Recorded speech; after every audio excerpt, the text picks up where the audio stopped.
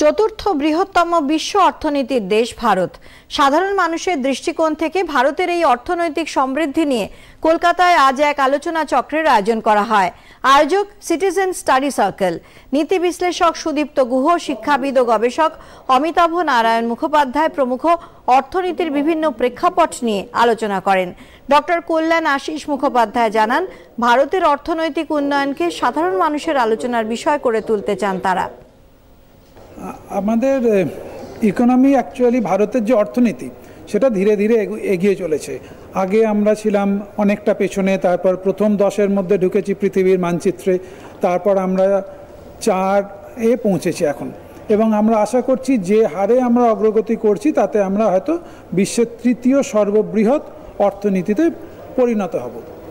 তো এটা তো গেল আমাদের একটা খাতায় কলমে ব্যাপার, কিন্তু আমরা যারা সাধারণ মানুষ, যারা রোজের তাদের জীবনযাত্রার মধ্যে কি প্রভাব পড়বে যে আমাদের অর্থনীতি এত বড় হয়ে গেছে, এই মহান দেশের অর্থনীতি বড় হওয়ার ডিরেক্ট কোনো ইম্প্যাক্ট সাধারণ মানুষের জনজীবনে পড়ছে কিনা, সেইটা আমাদের আলোচনা করা দরকার।